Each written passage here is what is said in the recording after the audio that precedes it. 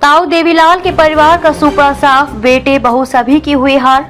हरियाणा लोकसभा चुनाव में पूर्व उप प्रधानमंत्री स्वर्गीय देवीलाल के परिवार का सुपड़ा साफ हो गया है।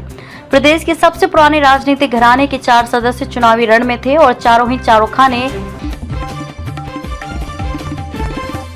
नप के पूर्व चेयरमैन अशोक गुप्ता से गैंगस्टर नंदू ने मांगी 2 करोड़ की रंगदारी, व्हाट्सएप पर धमकी। बहादुरगढ़ नगर परिषद के पूर्व अध्यक्ष व गणपति धाम के प्रधान अशोक गुप्ता को व्हाट्सएप कॉल कर गैंगस्टर नंदू ने 2 करोड़ रुपए की रंगदारी मांगी है। रंगदारी न देने पर इनेलो के प्रदेश अध्यक्ष रहे नफे सिंह राठी जैसा हाल करने की धमकी दी है।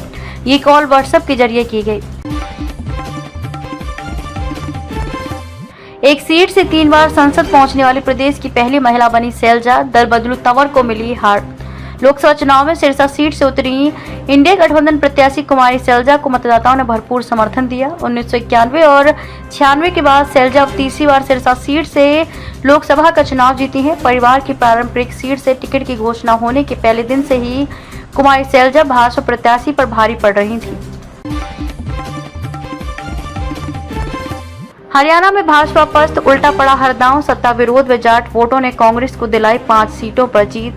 सत्ता का विरोध दूर करने के लिए मुख्यमंत्री को देर से बदलना, जाट वोटों का ध्रुवीकरण रोकने के लिए जसपा से नाता तोड़ना, भाजपा का कोई दांव हरियाणा में काम नहीं आया। गुटबाजी व कमजोर संगठन के बावजूद कांग्रेस ने 10 में से 5 सीटें जीत ली। ये जनादेश विधानसभा चुनाव के लिए भाजपा व नायब सिंह सैनी सरकार के लिए संकेत है।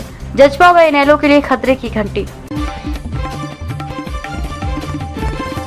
एयर कनाडा की दिल्ली टोरंटो फ्लाइट में बम की धमकी, एयरपोर्ट पर हड़कंप, कुछ भी संदिग्ध नहीं मिला। एक अधिकारी ने बताया कि Delhi international airport limited DIAL कार्यालय को मंगलवार रात 10:50 पर एक ईमेल मिला जिसमें कहा गया कि दिल्ली टोरंटो एयर कनाडा की उड़ान में बम रखा गया है। फिसड्डी साबित हुए आपके विधायक, मगर कांग्रेस का साथ मिलने से झाड़ू को अधिक मिले मत। आम आदमी पार्टी के विधायक राजधानी में फिसड्डी साबित हुए। साल 2014 के बाद ये लगातार तीसरी बार है जब लोकसभा चुनाव में विधायकों का प्रदर्शन बेहतर नहीं रहा। हालांकि कांग्रेस के साथ हुए गठबंधन के कारण वोट प्रतिशत जरूर बढ़ गया है।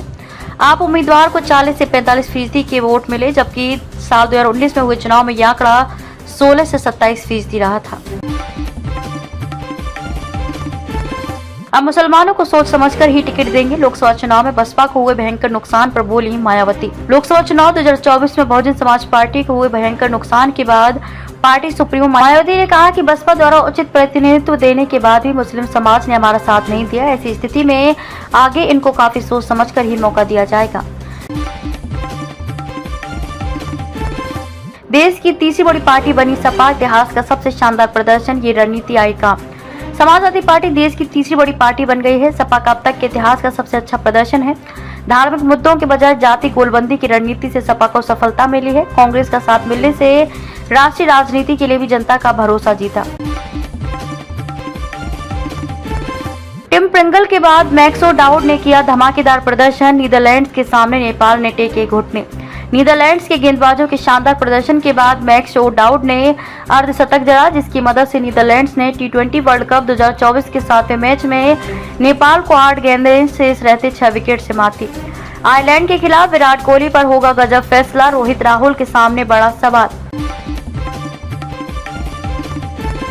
209 दिन पहले भारतीय टीम नरेंद्र मोदी स्टेडियम में ऑस्ट्रेलिया के विरुद्ध वनडे विश्व कप का फाइनल हारी थी और अब उससे 12,000 किलोमीटर दूर नसाउ काउंटी के आइजनहवर पार्क में बुधवार को T20 विश्व कप का अभियान शुरू करेगी। अमेरिका में पहली बार हो रहे क्रिकेट विश्व कप में भारतीय टीम का शुरुआती मुकाबला आयरलैंड से होगा।